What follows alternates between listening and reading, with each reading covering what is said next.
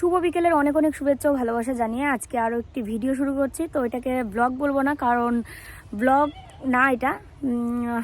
যে সব প্রশ্নগুলো এতদিন যাবত আমি দেখছিলাম, কিন্তু ভেবেছিলাম যে তোমাদের সঙ্গে পরে শেয়ার করব, আগে মানে সব কিছু কমপ্লিট হোক এরকম আর কি ভেবেছিলাম। তো তারপরে মনে হলো যে না, কমপ্লিট হতে হতে অনেকের যেটা দরকারি মানে কথা থাকে, অনেকের অনেকের আমার মতো এরকম সিচুয়েশান আছে, বা অনেকের আমার থেকে অনেক নর্মাল সমস্যা, তারপরেও বেবি হচ্ছে না, বেবি হতে অনেক প্রবলেম হচ্ছে। তো তাদের জন্য আমার মনে হলো যে ভিডিওটা অনেক তাড়াতাড়ি দেওয়া দরকার তোমাদেরকে। তো সেই কারণে ভাবলাম আজকে কোনো ভিডিও না করে শুধুমাত্র বসেই তোমাদেরকে এই প্রশ্নগুলোর উত্তর দিয়ে দিই। কারণ একটা ব্লগ 20 থেকে 25 মিনিট আমরা বানাই সারা দিন ভিডিও করে। তো এবার এই কথাগুলো বলতেই আমার 15 থেকে 20 মিনিট লাগতে পারে। তো এবার ব্লগ শেয়ার করব, আবার এগুলো শেয়ার করব, তা সেটা কখনোই হয় না। তো সে কারণে ভাবলাম একটু বসে তোমাদেরকে কথাগুলো উত্তর দিই, তাহলে আমারও ভীষণ ভালো লাগবে আর তোমাদেরও অনেক উপকারে আসবে। আর ভিডিওটা যদি তোমাদের ভালো লাগে তো অবশ্যই তোমাদের জানাশোনা এরকম যাদের প্রবলেম আমার মতো রয়েছে, বা এই ধরনের সমস্যা রয়েছে যাদের, যে বাচ্চা হচ্ছে না, তাদের সাথে শেয়ার করে দিতে পারো, অনেক কাজে আসবে। কারণ আমি দেখো একটা ক্যান্সার পেশেন্ট ছিলাম, এখন বলবো না যে ক্যান্সার পেশেন্ট, কারণ সেই দিনগুলো যেন আমার শত্রুরও ফিরে না আসে। তো আজ থেকে 8 বছর আগে আমার ট্রিটমেন্ট হয়ে যায় ক্যান্সারের। তো আমার ক্যান্সার হয়েছিল তো রেকটামে, সেটা সবাই জানো। তো এটা হচ্ছে মানে ভিতরে আর কি, যেটা কি বলে, পায়খানার যে নালীটা হয়, এটাকে উপরেরটাকে কি যেন বলে, মিকে এদিকে আসো, রেকটামের উপরে যেন একটা কি আছে, ধুর এই সময় মনেও থাকছে না।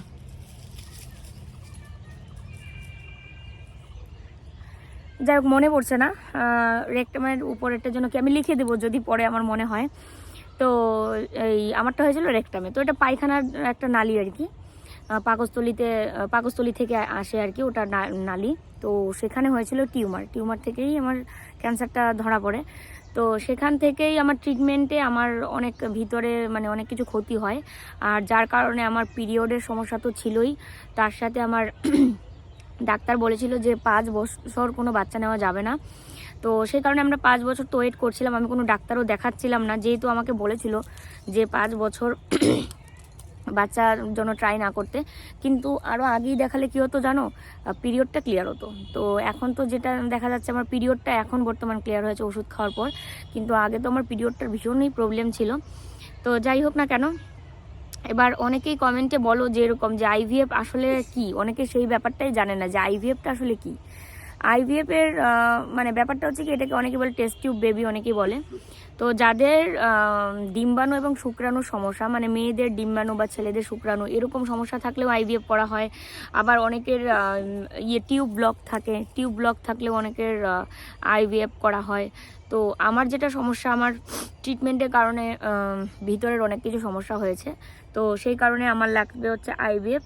আর আইভিএফ করতে কত টাকা খরচা পড়বে সেটা অনেকেই জিজ্ঞেস করেছো আর কি, মানে প্রায়ই প্রত্যেকটা ভিডিওতেই দেখা যায় যে আইভিএফ করতে কত টাকা খরচা পড়বে, এই প্রশ্নটা আসেই। সে তোমাকে ইঞ্জেকশান দিবে, কন্টিনিউ ইঞ্জেকশান দেবে, তারপরে ওষুধ দেবে, ডাক্তারের ভিজিট, সমস্ত কিছু মিলিয়ে 7 থেকে 8 লাখ টাকা তো লাগবেই। এটা আমি তোমাদেরকে কমই বললাম।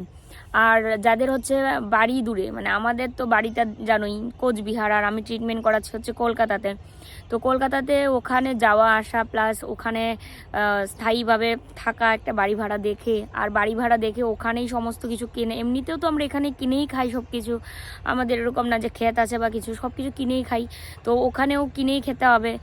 সবচেয়ে যেটা আলাদা লাগবে সেটা হচ্ছে বাড়ি ভাড়া। তো বাড়ি ভাড়াটা আমাকে করতে হবে। এখানে যেমন আমার কোনো বাড়ি ভাড়া লাগছিল না, এখানে আমার বাড়িতে থেকে আমি ট্রিটমেন্ট করাতে পারছিলাম, কিন্তু আমাকে এখান থেকে কলকাতা যাওয়া আসা এগুলো নিয়ে তো অনেক টাকায় খরচা পড়ে যায়। তো কল্লোলকেও নিয়ে এসেছিলাম সাথে। তো ও তো সমস্ত ব্যাপারটাই জানে। এমনও অনেক পুরুষ মানুষ আছে যারা উল্টাপাল্টা বুঝে এবং বউদেরকেও উল্টাপাল্টা বোঝায়। তো আমাদের ক্ষেত্রে আমাদের দুজনকেই ডাক্তারবাবু মানে অনেক ভালো করে বুঝিয়ে দিয়েছে কি সমস্যা, কি না সমস্যা, কি ধরনের ট্রিটমেন্ট হবে, কতটা খরচা পড়বে, সমস্ত কিছু A to Z আমাদেরকে কিন্তু বলে দিয়েছে। তো এবার আমাদেরকে যেহেতু ভাড়া করে কলকাতায় থাকতে হবে, সেই ক্ষেত্রে অনেক টাকায় খরচা পড়বে আমাদের, 8 লাখ টাকায় হয়তো কোলাবে না। তো এমনও হতে পারে যে মানে যাদের আর কি এরকম হয়, যারা মানে আমাদের পরিচিত এরকম যে বাড়ি, আমরা ঠিক এখনো জানি না ঠিক কত টাকা খরচা পড়বে, তাও আমি একটা আইডিয়া দিলাম 7 থেকে 8 লাখ টাকা। ট্রিটমেন্ট কমপ্লিট হওয়ার পরে বোঝা যাবে ঠিক কত টাকা খরচা হলো, তখন আমরা একদম ক্লিয়ার তোমাদের বলতে পারবো। বড় অ্যামাউন্ট নিয়ে মাঠে নামতে লাগবে, যে একটা অ্যামাউন্ট একটা ধরে নিয়েই নামতে লাগবে যে ঠিক এত টাকা লাগতে পারে, এই হিসেবে খরচা শুরু। এটা কত খরচ আছে, কত ধরনের টেস্ট হবে, কত ধরনের মানে ডাক্তারের ভিজিট, আমাদের তো অলরেডি প্রায় মনে করো 1 লাখ টাকার কাছাকাছি চলে গেছে চেন্নাই এবং কলকাতা দুইটা মিলে। এখনো কিন্তু আমাদের ট্রিটমেন্ট শুরুই হয়নি, তো এই আর কি ব্যাপার। মেইন ট্রিটমেন্ট শুরু হয়নি, এমনিতেও ট্রিটমেন্ট শুরু হয়েছে, কিন্তু মেইন যে ট্রিটমেন্ট ওখানে থেকে যে করতে হবে সেটা শুরু হয়নি। দেখো সূর্যটা অস্ত যাবে মুহূর্ত, ইস কি দুর্দান্ত লাগছে, ওয়াও দেখো। তো যাই হোক, যেটা বলছিলাম, তো এবার আমাদেরকে যেহেতু কলকাতায় থাকতে হবে, তো আমাদের ব্যাপারটা একটু আলাদা, আমাদের একটু বেশি টাকা খরচা পড়বে। আর এরকম অনেক আমাদের চেনা জানা এরকম অনেক মানুষ আছে যাদেরকে জানি যে জমি বিক্রি করে হলেও মানে এই বেবির জন্য ট্রিটমেন্টটা করছে, বাড়ি ঘর বিক্রি করে হলেও মানে এরকম ট্রিটমেন্টটা করছে যে মা ডাক বা বাবা ডাক শোনার জন্য। তো আমাদের তো জমি যেটা বলতে একদমই নেই, জমি যেটা নাই, বাড়িটাও আমাদের ওর বাবার নামে, কোনো দিন ভবিষ্যতে মানে পারবো না বিক্রি করতে। তো যেটা সম্বল সেটা হচ্ছে একমাত্র ইউটিউবের পেমেন্ট। আর যদি ভবিষ্যতে এরকম হয় কল্লোল হয়তো মানে নিজের ইনকামের জন্য কলকাতাতেও অনেক প্রাইভেট আছে কোম্পানি, আর দিল্লিতে তো করতো কাজ, তো সেটা সম্বন্ধে ওর ভালো আইডিয়া আছে। তো এরকম কিছু চিন্তা ভাবনা চলছে যে টাকার জন্য মানে ওকে কাজ করতে হতে পারে এই ধরনের প্রাইভেট, যেটা সারাদিন 24 ঘন্টার মধ্যে মানে নাইট ডিউটি বা ডে ডিউটি এরকম পড়ে, তাই তো 12 ঘন্টা ডিউটি না, জীবনের কাজ তো করতে লাগে। যেহেতু আমাদের দোকানটাও আমরা ছেড়ে দিচ্ছি, তো সেই ক্ষেত্রে আর কি। আর ইউটিউবের পেমেন্ট দিয়ে যতটা পারি আমি সামলে নিয়েছি বলছি, জমিয়ে নিচ্ছি আর কি। কিন্তু সেই মানে বাড়ি করলাম, তারপরে সব কিছু মিলিয়ে তো যাই আর কি, অনেক টাকা খরচা হয়েছে।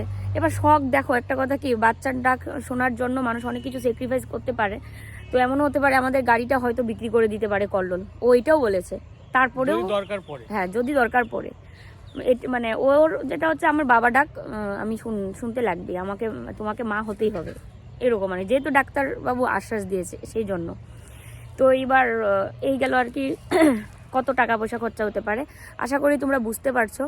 আর অনেকের এরকম হয় বুঝছো, যে যাদের এরকম সিরিয়াস কোনো প্রবলেম নেই, সামান্য টিউব ব্লক, সামান্য না মানে সিস্টের প্রবলেম থেকে অনেকে নর্মালি বাচ্চা হয় না, তো তাদেরকে আইভিএফ ডাক্তারই দেখে, কিন্তু দেখার পরে এরকম কিছু ওষুধ দেয় যে নর্মালি বাচ্চা হয়ে গেল, তাদের আর আইভিএফ করতে লাগেই না।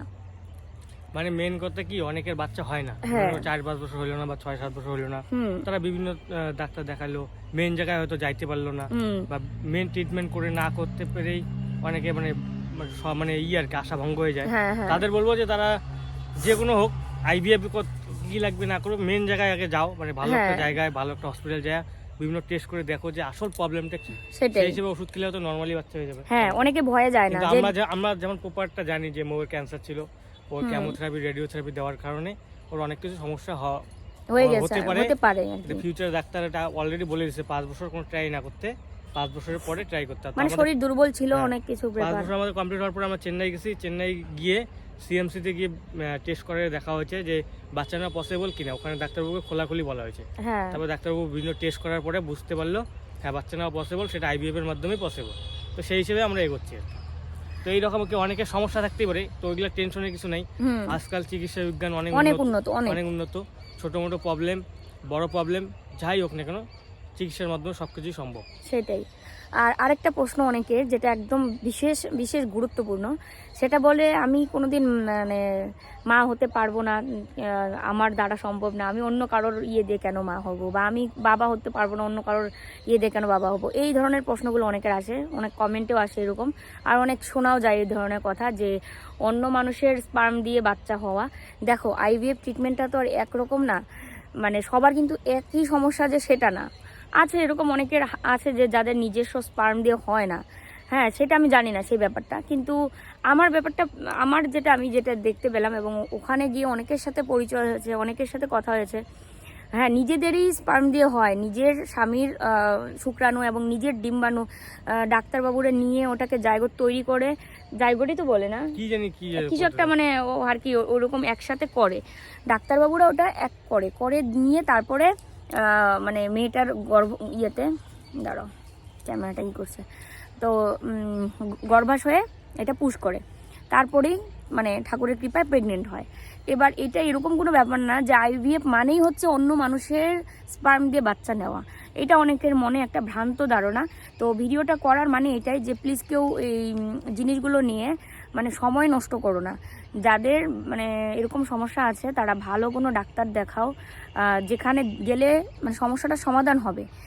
আর সময় নষ্ট মানে কি জানো, একটা মেয়ের বাচ্চা ধারণ ক্ষমতা একটা সময় পরে কিন্তু নষ্ট হয়ে যায় বা কমে যায়, ঠিক আছে? সময় থাকতে দেখালে কি হয়, সবটাই ঠিকঠাক হয়। যদি তোমার আইভিএফ না লাগে সেটাও বলে দিবে যে আইভিএফ লাগবে না, 3 মাস ওষুধ খেলেই প্রেগনেন্ট হয়ে যাবে, এরকম অনেক দেখেছি আমি। তো সে কারণেই তোমাদেরকে সবটাই খোলাখুলি বলা। আর আরেকটা যেন কি কথা বলতে চেয়েছিলাম, ও কতদিন ট্রিটমেন্টটা চলে এটা অনেকে জিজ্ঞেস করো। তো আমার হচ্ছে আইভিএফ ট্রিটমেন্ট মানে মেইন ইনজেকশন দেওয়ার আগে আমাকে 3 মাস ওষুধ খেতে বলেছে, ঠিক আছে? তো তার আগে আমি কিন্তু 3 মাস ওষুধ খেয়ে তারপরে গেলাম। তো যাওয়ার পরে বলছিল যে আমার যেহেতু মাঝখানে একটু গ্যাপ গেছে, মানে আমি যেতে পারিনি, আমার টাইফয়েড হয়েছিল, তারপরে এদিকে সিকিমে হরপাবান এসেছিল, সব কিছু মিলিয়ে আমাদের যাওয়াটা মানে হয়েছিল, ক্যান্সেল হয়েছিল আর কি কলকাতায়। তো সেই কারণে আমাদের ডেটটাও পিছিয়ে গেছিলো। তো তারপরে বলছিল যেহেতু গ্যাপ চলে গেছে তো ওষুধটা খেয়ে ওষুধটা আরও কিছুদিন খান। আর তার মধ্যে ওরা বলেই ছিল যে 4-5 মাস একটু দেরি হতে পারে, কারণ আমার আগে তো আরও অনেকেই ডাক্তার দেখিয়েছে, তারাও লাইনে আছে, তারাও দেখাবে। এবার আমার যখন মানে এটাকে বলে সিরিয়াল আর কি, তো আমার সিরিয়াল এখনও আসেনি। আর আমার আগে একটা বোন মানে ওর সঙ্গে দেখা হয় এইবারের আগের বার যখন আমি গেছিলাম, বাবা মার সাথে যাওয়ার আগে যখন গেছিলাম, তো ওই বোনটা আমার ভিডিও দেখে, তো ও এসে কথা বলছিল আমার সাথে। তো ওর একটা গুড নিউজ আছে, ও প্রেগনেন্ট, 3 মাসের প্রেগনেন্ট, আর এবং টুইন বেবি ওর, মানে ওর ইউএসজি করে দেখলো যে টুইন বেবি। এবং আমি মানে যার কাছে দেখাচ্ছি, যে ডক্টরবাবুর কাছে দেখাচ্ছি, ও সেই ডক্টরবাবুর কাছে দেখাচ্ছে। তো এটা শুনে ভীষণ একটা খুশি হয়েছিলাম সেদিন, ঘুম থেকে নাই উঠতেই খুশি সংবাদটা শুনে উঠেছিলাম। তো তারপরে বলেছিলাম কংগ্রেচুলেশনস বোন, তোমার হোক, বেবি দুটো বাচ্চা যেন অনেক ভালো থাকে আর ভালোভাবে যেন সব কিছু হয়। যেহেতু আমি ওই ডাক্তারবাবুকে দেখাচ্ছি, এই কথাটা শুনে অনেকটা খুশি হয়েছিলাম এবং পজিটিভ কিছু থিঙ্কিং আমার মধ্যে এসছে আর কি। আর যদিও উনি ভগবানের মতো আমি যাকে দেখাচ্ছি। তো যাই হোক, আশা করি তোমাদের প্রশ্নের উত্তর তোমরা পেয়ে গেছো। অনেকেই অনেক প্রশ্ন করো এটা নিয়ে। আর আমরা আরেকটা কথা, আমাদের মেইন ট্রিটমেন্ট কবে শুরু হবে? এই তো চলেই গেল দেখতে দেখতে 3 মাস, দূর কি বলছি 2 মাস চলে গেল দেখতে দেখতে। এই মাসের শেষে বা সামনের মাসের প্রথমে আমাদের যেতে হবে কলকাতা। আর আমরা ফর্ম টর্ম সমস্ত কিছু ফিল আপ করে এসেছি। এখন হচ্ছে আমাদেরকে যে কোনো দিন ডাকতে পারে, সেটা 3 মাস পরে হতে পারে, সেটা 3 মাস আগেও হতে পারে, ঠিক আছে? মানে 2 মাস তো গেল, আর 3 মাস না বাকি। তো এই 3 মাস পরেও হতে পারে, বা 2 মাস 1 মাস পরেও হতে পারে, বা আগেও হতে পারে, এই আর কি ব্যাপার। তো মেইন ট্রিটমেন্টের সময় তো আমাদেরকে বলবেই যাওয়ার জন্য, যখন আর কি স্পার্মটা কালেক্ট করবে আমার থেকে এবং ওর থেকে। কালেক্ট করার পরে 1 মাস না 2 মাস পরে যেন এটা আর কি পুশ করে। যাই হোক, আমি এতটা শিওর না, যেহেতু এখনো পর্যন্ত আমার ট্রিটমেন্ট সেটা শুরু হয়নি।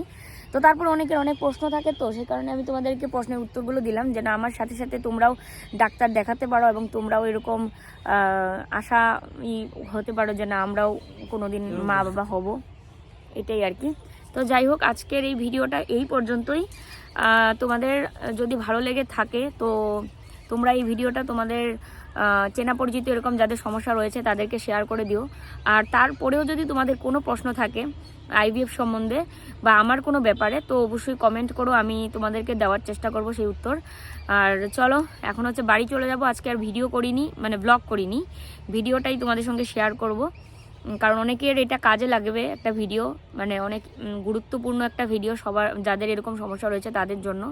আর এই সমস্যাগুলো দেখো, একটা কথা কি, সিস্ট মানে মেয়েদের সিস্ট হওয়া এখন 100%-এর মধ্যে 90% মেয়েদের দেখা যায় সিস্টের প্রবলেম। আর সিস্টের প্রবলেম থাকলে এই ধরনের ওষুধ খেলে অনেক সময় কিন্তু হয়ে যায় বেবি, আর অনেক সময় অপারেশন লাগে, সেটা একটু বেশি হলেই। আর সেই ক্ষেত্রে কিন্তু যে আইভিএফ লাগে সেটা কিন্তু কথা না। অনেকে আছে যে বাচ্চা হয় না জন্য 5-6 বছর চলে গেল, তারা ভয়েই ডাক্তার দেখায় না, যে কি বলবে না বলবে। কিন্তু না, আমরাও যেটা ভুল করেছি যে আরও আগে 2 বছর আগে যেতে পারতাম, যেহেতু আমাদের বিয়ে হয় 7 বছর হয়েছে, 2 বছর আগে যদিও আমরা গেছিলাম, করোনার সময় আটকে গেছিলাম চেন্নাইয়ে, তোমরা তো জানোই। তারপরে তো 2 বছরে তো আর করোনা ছিল না, আমরা ভয়েই যাইনি, যেহেতু করোনায় আটকে গেছিলাম চেন্নাইয়ে, এই জন্য। তো তোমরা দেরি না করে অবশ্যই ডাক্তার দেখাও। আর কলকাতা, শিলিগুড়ি খুব ভালো ডাক্তার রয়েছে, তোমরা একটু নেটে সার্চ করতে পারো, বা তোমরা পরিচিত কারো কাছে জেনে নিতে পারো, এরকম যারা ট্রিটমেন্ট করিয়েছে। আমরা অনেকের কাছ থেকে জেনে শুনে তারপরে আর কি ওই ডাক্তারবাবুকে, সব ডাক্তারই ভালো, ওনাকে দেখাচ্ছি। মানে কলকাতা, শিলিগুড়ি কেন বললাম, আমাদের ওয়েস্ট বেঙ্গলের মধ্যে আর কি, অনেকেই আছো না তাদের। আর বাইরে তো অনেক, দিল্লি, তারপরে আরও কোন কোন জায়গার কথা শুনেছি খুব ভালো, মুম্বাই খুব ভালো। কিন্তু আমাদের বাড়ি থেকে অনেকটা দূর জন্য আমরা আর কি বেছে নিয়েছি কলকাতা। শিলিগুড়ি পারতাম, কিন্তু শিলিগুড়ির থেকেও মানে মনে হলো যে কলকাতাতেই দেখাই। কলকাতা, হ্যাঁ শিলিগুড়িতেও থাকতে লাগবে, কলকাতাতেও থাকতে লাগবে। আমাদের বাড়ি থেকে সবই দূর, কোনোটাই কাছে নেই, সব দূর। তো কোচবিহারে হয় না, কেউ আর বলো না যে কোচবিহারে কেন দেখালে না। কোচবিহারে কিন্তু আইভিএফ ট্রিটমেন্ট হয় না। আইভিএফ ট্রিটমেন্ট নতুন চালু হয়েছে শিলিগুড়িতে, কয়েক বছর হয়েছে। আর তাছাড়া কলকাতার তো আছেই। তো যাই হোক, সূর্যাস্ত হয়ে যাচ্ছে, এখানে বসে থাকতে থাকতে সূর্যাস্তটা দেখে নিলাম, দেখো। তো চলো বন্ধুরা, ভিডিও ভালো লাগলে লাইক, কমেন্ট, শেয়ার আর সাবস্ক্রাইব করে দিও। আজকের মতো এখানেই টাটা, দেখা হচ্ছে কালকে নতুন ভিডিওর সাথে। কালকে অবশ্যই ব্লগ দেওয়ার চেষ্টা করব। টাটা। আর এই যে গুটুন, এই যে গুটুন, পুকান ঘন্ট, টাটা।